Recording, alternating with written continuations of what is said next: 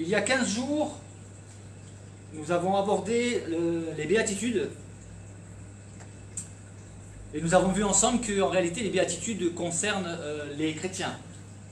Lorsque Jésus dit « Heureux les pauvres en esprit, car le royaume des cieux est à eux. Heureux les affligés, car ils seront consolés. Heureux ceux qui sont doux, car ils hériteront la terre. Heureux ceux qui ont faim et soif de la justice, car ils seront rassasiés. Et heureux les miséricordieux, car ils obtiendront miséricorde. » Nous avons vu qu'il s'agissait des chrétiens. Parce que le chrétien doit reconnaître devant Dieu sa pauvreté spirituelle. Ça veut dire qu'il est dépendant de Dieu. Le chrétien est affligé, mais il sera consolé. Nous avons que c'était au futur.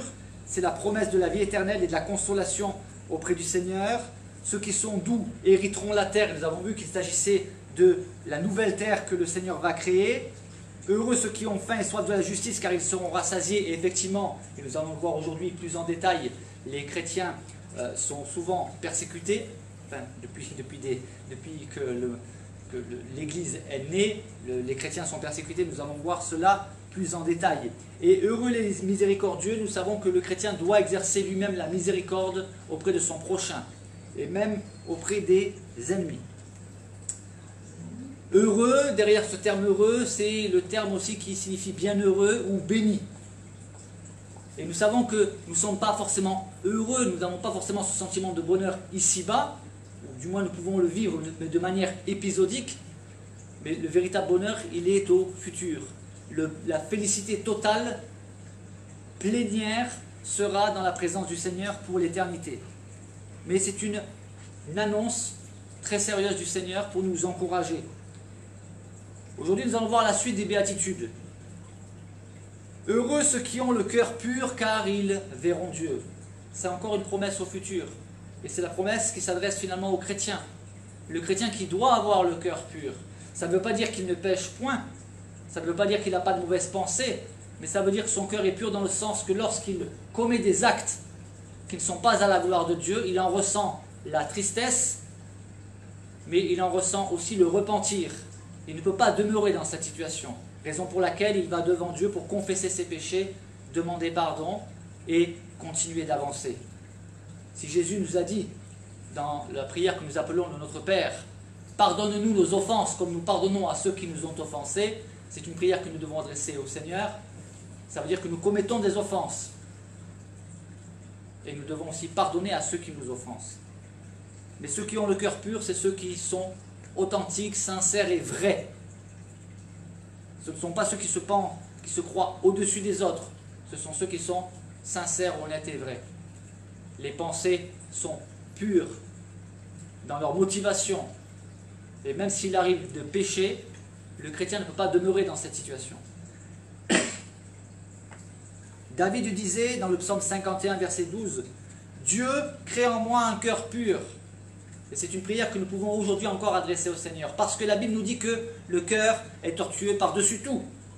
Lorsque le Seigneur met le doigt sur quelque chose de précis dans votre vie, sur l'état de votre cœur, alors vous prenez conscience à quel point le cœur peut être tortueux, comme le dit la Bible. Et nous pouvons prier ceci. « Ô Dieu, crée en moi un cœur pur. Renouvelle en moi un esprit bien disposé. » Heureux ceux qui procurent la paix, car ils seront appelés fils de Dieu. Nous avons vu la dernière fois aussi qu'effectivement le chrétien est appelé à vivre en paix. Autant que cela dépend de nous, nous devons être en paix avec tous les hommes, parce que des fois cela ne dépend pas de nous. Mais autant que cela dépend de nous, nous devons tout faire pour être en paix. Et ceux qui procurent la paix seront appelés fils de Dieu. Il s'agit donc bien des chrétiens. Et le contexte général nous révèle qu'il s'agit bien évidemment des chrétiens. Nous allons le voir dans la suite. Les choses se corsent, si je puis dire ainsi, à partir du verset 10. On est dans Matthieu chapitre 5, à partir du verset 10. Jésus dit, « Heureux ceux qui sont persécutés pour la justice, car le royaume des cieux est à eux. » Il continue en disant, « Heureux serez-vous lorsqu'on vous outragera, qu'on vous persécutera, et qu'on dira faussement de vous toutes sortes de mal à cause de moi. Réjouissez-vous et soyez dans l'allégresse, parce que votre récompense sera grande. » Où ça? Sera grande dans les cieux. Pourquoi? Car c'est ainsi qu'on a persécuté les prophètes qui ont été avant vous. Je vais reprendre point par point. Heureux ceux qui sont persécutés pour la justice.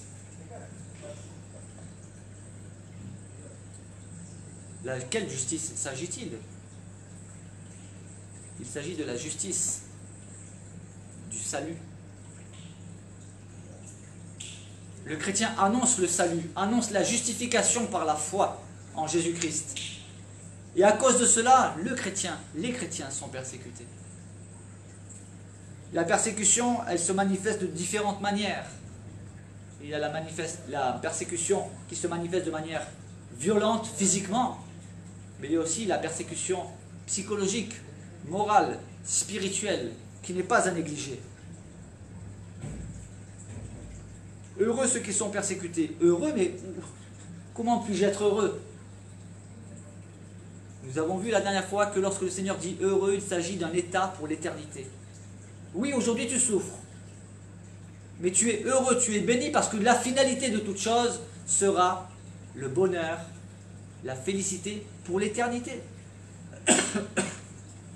Il nous est difficile d'imaginer cela, parce que nous sommes des êtres limités. Nous avons un début, nous avons une fin, ici-bas, sur cette terre. Et nous avons du mal à imaginer ce que peut être ce toujours, toujours, toujours. C'est l'éternité. Heureux serez-vous lorsqu'on vous outragera. Mais comment peut-on dire des choses pareilles? En réalité, un humain ne peut pas dire une chose pareille. Ce n'est pas humain d'annoncer des choses pareilles. Cela ne vient même pas au cœur des humains de penser une chose pareille, parce que cela est foncièrement injuste. Il n'y a que Dieu qui pouvait enseigner ce qui va à l'encontre de notre nature. Parce que ce n'est pas dans notre nature de se considérer comme étant heureux lorsqu'on est outragé. Nous avons plutôt envie de nous venger, d'obtenir la justice. Mais le Seigneur l'a dit dans les Béatitudes. Heureux les affligés, car ils seront consolés. Heureux ceux qui ont faim et soif de la justice, car ils seront rassasiés. Oui, mais c'est toujours au futur. Nous sommes appelés à vivre par la foi, nous devons nous fortifier aujourd'hui avec les paroles que le Seigneur nous a données, parce que nous devons croire que ce que le Seigneur dit est vrai, à savoir que la finalité sera bienheureuse pour l'éternité. C'est la raison pour laquelle nous pouvons nous considérer comme étant heureux. Heureux serez-vous lorsqu'on vous outragera, lorsqu'on vous persécutera. Comment peut-on être heureux? En ayant un regard chrétien sur la vie, en ayant un regard chrétien sur les épreuves. Et pour arriver à cet état de fait, il nous faut une relation constante et permanente avec le Seigneur. Comment réagissons-nous lorsque quelqu'un nous persécute?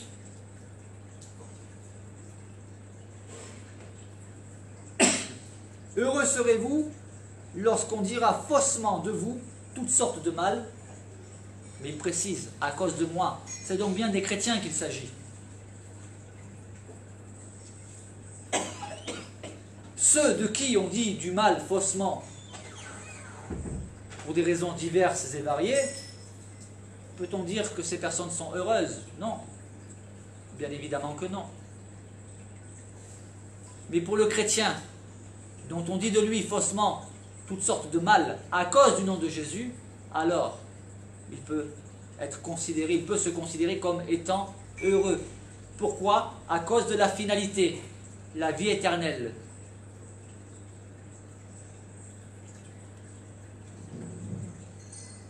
Je ne sais pas si vous avez déjà vécu ce genre de situation, des personnes qui racontent des mensonges sur vous, qui colportent des ragots,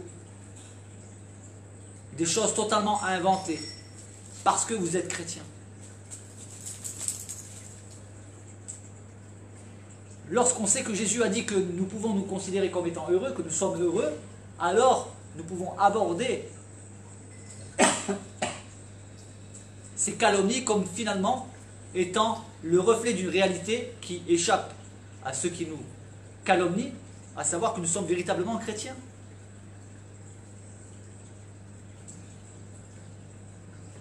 Il va plus loin.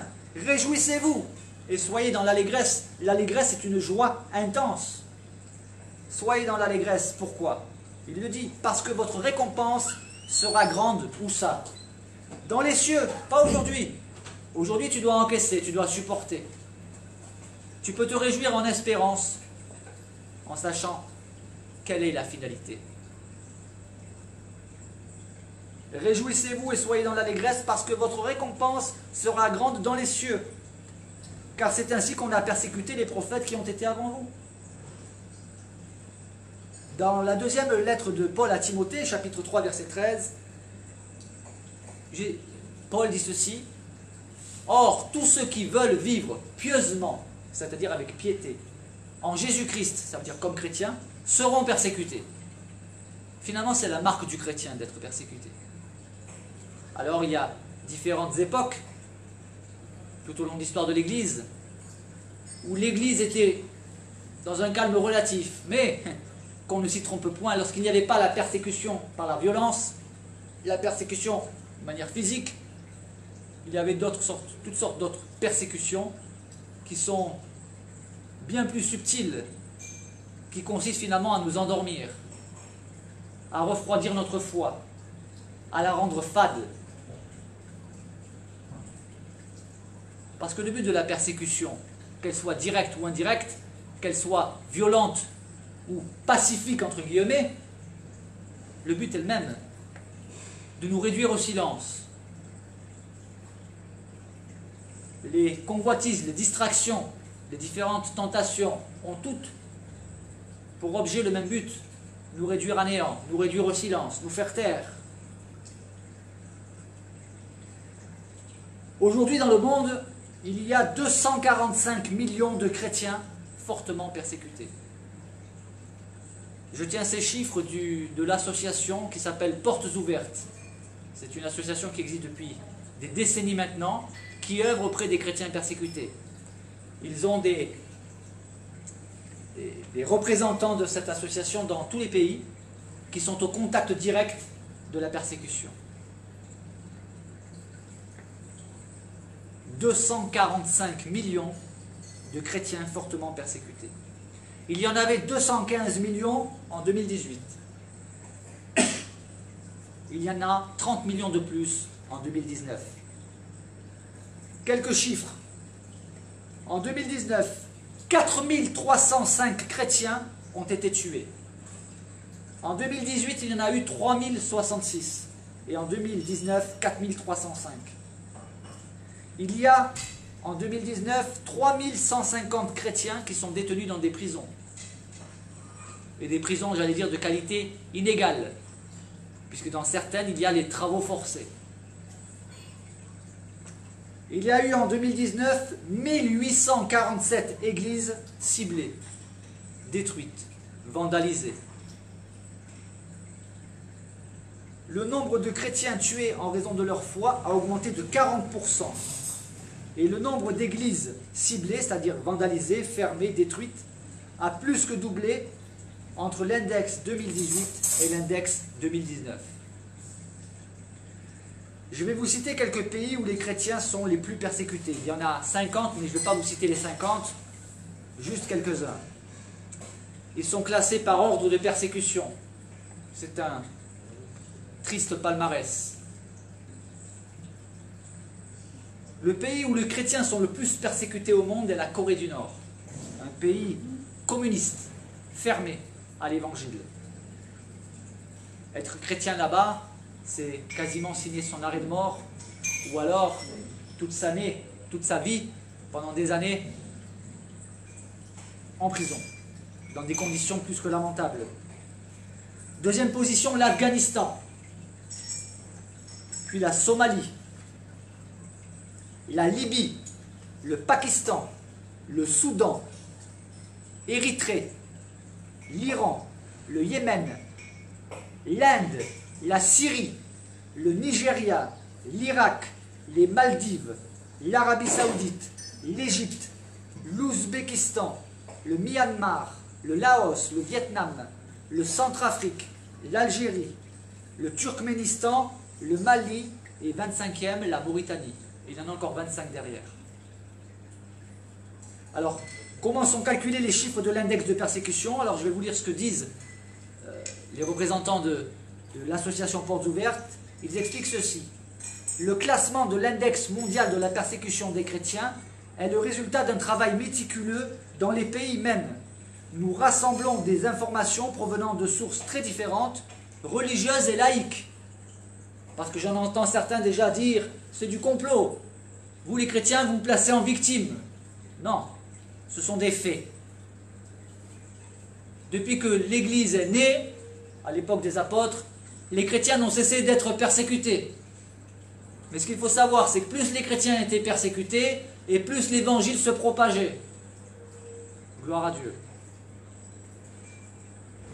Donc, ils rassemblent des informations qui proviennent de sources très différentes, religieuses mais aussi laïques, pour nous permettre de classer les pays où les chrétiens sont le plus persécutés.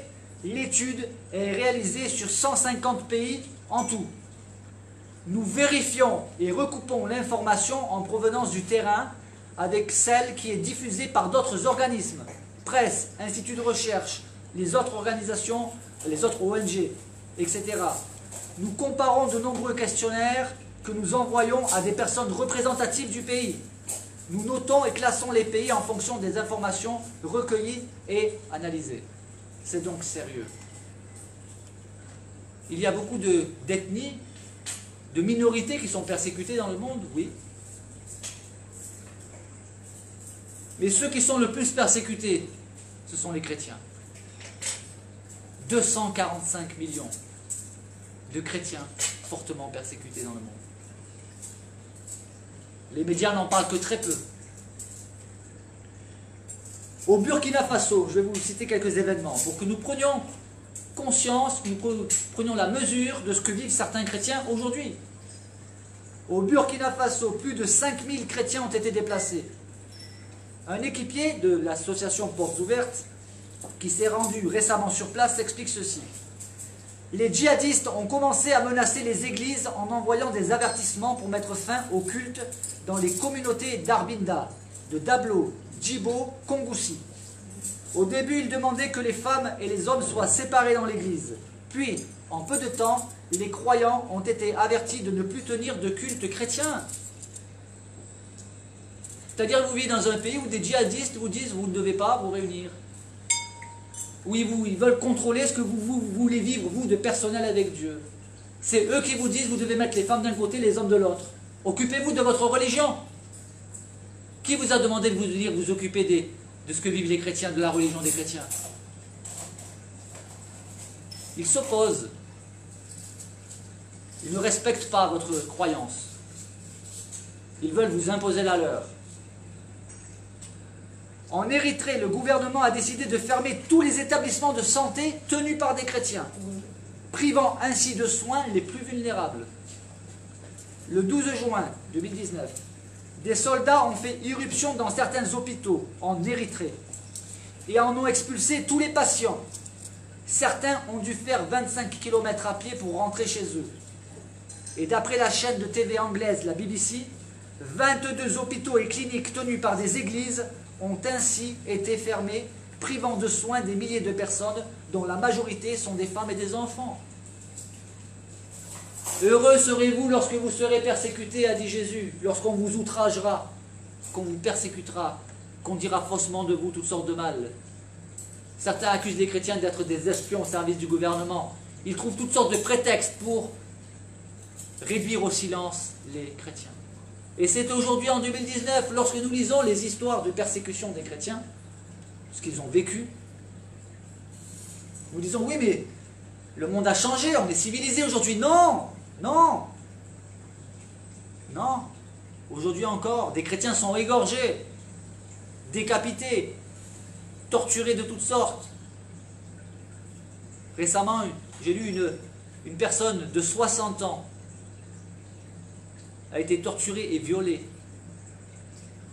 par des fanatiques. Quelle horreur! Quelle horreur!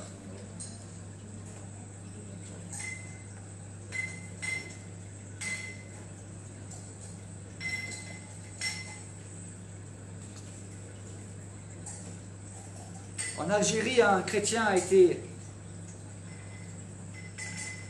été condamné.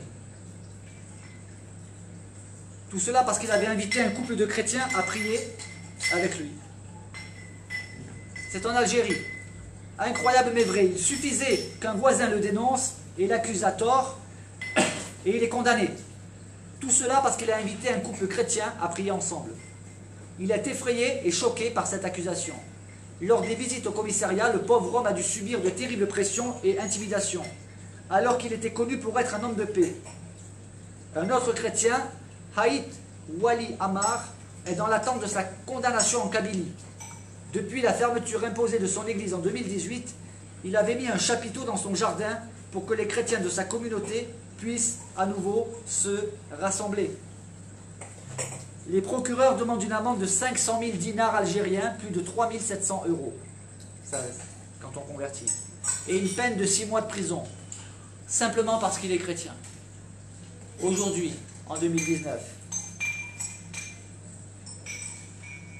La situation des droits de l'homme en Algérie ne s'améliore pas. Human Rights Watch explique: l'année 2018 n'a donné lieu à aucune amélioration globale de la situation des droits de l'homme en Algérie.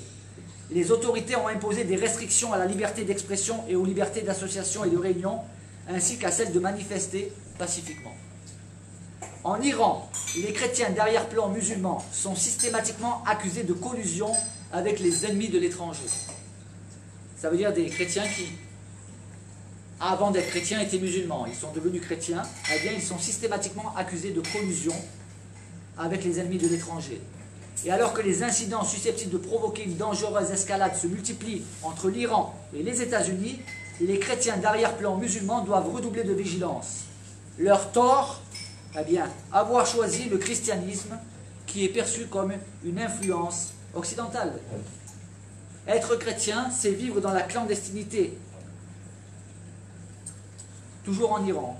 Lorsque son frère lui a parlé de l'évangile, une musulmane a décidé de donner sa vie au Seigneur Jésus.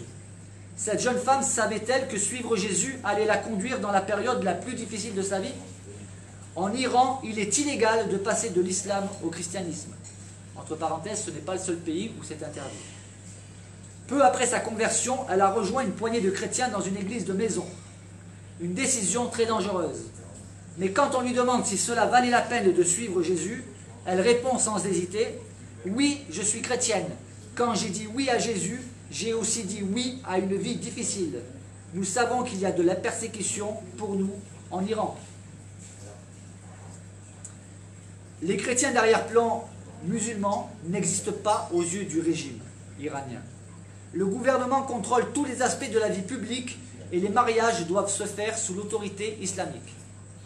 Cette musulmane se souvient: nous avons dû faire taire notre foi chrétienne pour pouvoir nous marier. Cependant, il est difficile de cacher longtemps sa foi au gouvernement. Le régime iranien affirme que le pays est une république islamique. Les partisans de la ligne dure au sein du pouvoir s'opposent farouchement au christianisme. Ils traquent les chrétiens sans répit et créent de graves problèmes à ceux qui ont un arrière-plan musulman. Toute personne suspectée d'être devenue chrétienne est surveillée. Écoute téléphonique, filature dans la rue, au moyen de caméras de surveillance. Des espions sont aux aguets pour dénoncer les chrétiens. La police infiltre souvent les églises de maison en faisant passer des agents secrets pour de nouveaux convertis. Un soir, la police a fait une descente dans le lieu de culte secret où se réunissaient cette musulmane et son mari. Tous les chrétiens ont été arrêtés, sauf elle et une autre femme pour qu'elles s'occupent de leurs enfants. Mais elles ont été interrogées le lendemain. La police secrète a fouillé la maison et a harcelé le couple durant 1 mois. Lors de l'interrogatoire final, elle et son mari ont été menacés. « Nous savons que vous êtes chrétiens. Vous allez bientôt partir en prison et vous ne verrez pas votre jeune fils. Sauf si vous revenez à l'islam et que vous signez ce document. Dans ce cas, les choses redeviendront ce qu'elles étaient. » Ce jour-là, elle et son mari ont fait un choix qui allait changer leur vie pour toujours. Ils n'ont pas signé les papiers. Curieusement, les autorités laissent parfois une petite fenêtre de temps à certaines personnes dans cette situation et ferment les yeux sur celles qui veulent quitter le pays. Et au lieu de rester en Iran et d'aller en prison, elle a acheté un billet pour Istanbul et elle est partie avec son fils. Son mari les a rejoints une semaine plus tard. Ils ne sont jamais retournés dans leur pays natal. Un autre pays, l'Irak. En Irak, les chrétiens et les yézidis subissent un nettoyage ethnique. C'est-à-dire qu'ils sont tués pour purifier le pays. Chaque semaine, la rédaction d'Info Chrétienne vous propose un article focus sur la situation des chrétiens dans le monde. Aujourd'hui, l'Irak. Tim Stanley se tenait devant le Parlement britannique la semaine dernière. Et de retour d'Irak, dans la plaine de Diniv, l'historien et chroniqueur au Télégraphe a tenu à alerter les parlementaires. Pour lui, les yézidis et les chrétiens subissent un nettoyage ethnique. Si nous ne disons pas ce qui se passe réellement dans la région, à savoir le nettoyage ethnique des chrétiens et des yézidis, nous permettons à l'État islamique et à d'autres criminels de s'en tirer à bon compte. Nous pouvons, entre guillemets, nous estimer heureux, allais-je dire, dans notre pays, car nous n'en sommes pas à ce point. Cependant, selon le point de vue de Jésus, ce sont nos frères et sœurs persécutés qui sont véritablement heureux. Heureux serez-vous lorsqu'on vous persécutera. C'est le lot du chrétien. Le martyr chrétien, c'est celui qui meurt pour sa foi sans se défendre. Et même plus loin, il bénit ses ennemis. Ça n'existe pas dans aucune religion. Au contraire, œil pour œil, dent pour dent. Tu m'as fait du mal, je vais me venger. Aucun autre prophète, aucun autre homme, aucun autre personnage n'a enseigné ce que Jésus a enseigné. Aimez vos ennemis. Mais c'est impossible. C'est impossible si on n'a pas, nous, personnellement, une relation avec le Seigneur, par la prière, par la méditation de sa parole, qui nous enseigne d'aimer nos ennemis. Comment pouvons-nous aimer nos ennemis? Priez pour ceux qui vous persécutent. Il faut se mettre dans la situation. Quelqu'un vous fait du mal. Et le Seigneur vous dit, priez pour ceux qui vous font du mal, qui vous persécutent, qui vous maltraitent. Voyez-vous, Jésus est le personnage le plus contesté de toute l'histoire de l'humanité. Il est dit de lui qu'il sera un signe qui provoquera la contradiction. Aujourd'hui encore, nous entendons tout et n'importe quoi sur Jésus. Déjà à son époque, Jésus avait posé la question, « Qui dit-on que je suis, moi, le Fils de l'homme » Et les disciples ont dit, les uns disent que tu es Élie, d'autres que tu es un prophète, d'autres que tu es Jean-Baptiste. Les religieux disaient que c'était un fou. Mais peu importe les diverses opinions, qui était réellement Jésus? Et Pierre lui dit, « Je sais que tu es le Christ, le Fils du Dieu vivant. » Et Jésus lui a répondu, « Tu es heureux, Simon, fils de Jonas, car ce n'est pas ni la chair ni le sang qui t'ont révélé cela. » Ça veut dire que ce n'est pas des humains. Ce n'est même pas de toi-même, mais c'est mon Père qui est dans les cieux qui t'a révélé cela.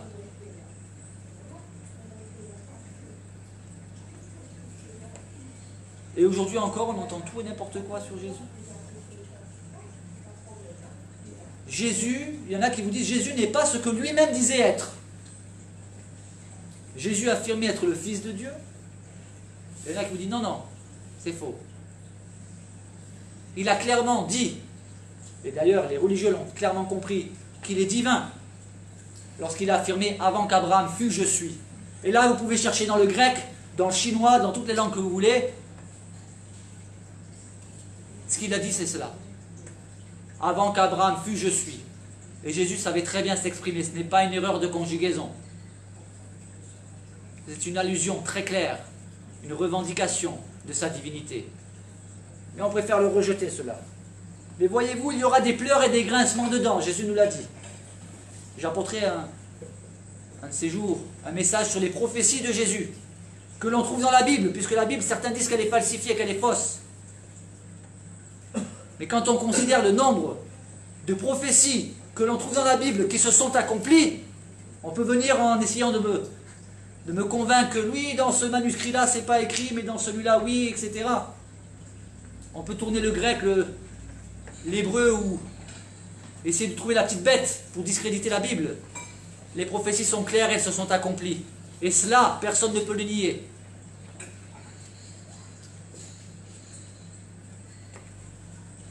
Lorsque Jésus a annoncé cela, la communauté chrétienne n'existait pas encore. Il avait juste une poignée de disciples. Il avait annoncé qu'il serait persécuté. Parce que lorsque Jésus annonce quelque chose, cela s'accomplit toujours. Toujours. Lorsque Jésus a annoncé à Pierre, tu vas me renier, ça s'est accompli. Lorsque Jésus a annoncé la destruction du temple, cela s'est accompli.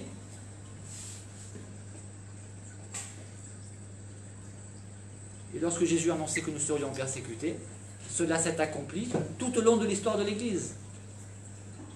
Alors nous ne pouvons pas oublier non plus qu'il y a eu des humains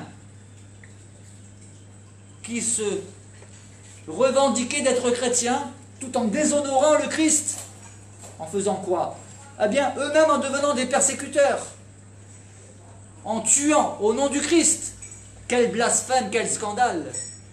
Et bien évidemment, aujourd'hui, vous avez des personnes qui vont vous sortir ces tristes événements, ces dramatiques, ces tragédiques événements qui ont eu lieu au nom du Christ, mais qui ne trouvent aucun fondement dans les enseignements du Christ. Ces gens-là n'avaient que le titre de chrétien, mais n'étaient pas chrétiens. On ne peut pas se revendiquer d'être chrétien tout en désobéissant sur les principes fondamentaux des enseignements de Jésus qui consistent à aimer nos ennemis et à prier pour ceux qui nous maltraitent et nous persécutent.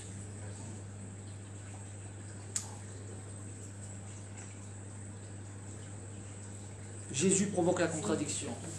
Et à cause de Jésus, on nous persécute. À cause de Jésus, on nous calomnie. À cause de Jésus, on nous hait. Jésus avait dit à ses disciples, si le monde vous hait, sachez qu'il m'a haï avant vous. Oui. La haine. Il y aura des pleurs et des grincements de dents lorsque ceux qui auront rejeté Jésus, tel que lui-même se décrit, ils verront qu'ils se sont trompés, qu'ils ont été induits en erreur par leurs enseignants ou par leurs présupposés. Ils diront, ah mais c'était vrai, oui mais c'est trop tard. Trop tard. Trop tard. C'est pendant que nous sommes ici-bas que nous avons la possibilité de nous tourner vers le Seigneur.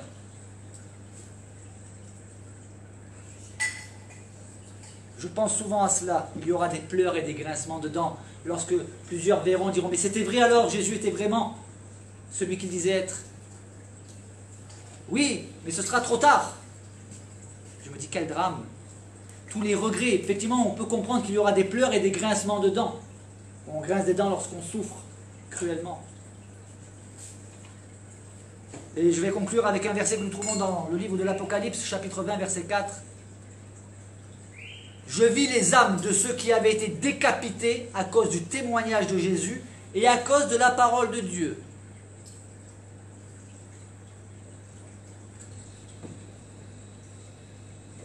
Les deux qui sont visés continuellement, c'est Jésus. On remet en doute sa divinité, sa mission, ainsi que la parole de Dieu. Tout est mis en œuvre pour discréditer Jésus et pour discréditer la parole de Dieu. Et certains chrétiens ont été décapités et seront décapités à cause du témoignage de Jésus et à cause de la parole de Dieu. Que le Seigneur ait pitié de nos ennemis, que nous puissions vraiment mettre en pratique ce que Jésus nous a enseigné, de prier pour ceux qui nous persécutent, qui nous maltraitent. Et prions aussi pour nos frères et sœurs qui, eux, sont persécutés de manière physique très violente. Notre devoir est de les soutenir par la prière et aussi de soutenir les associations comme Portes Ouvertes. Ce que j'ai partagé aujourd'hui est certainement incomplet, imparfait. Puissions-nous retenir l'essentiel. Heureux serez-vous lorsqu'on vous persécutera, qu'on vous outragera et qu'on dira faussement de vous toutes sortes de mal à cause de mon nom. Amen. Amen.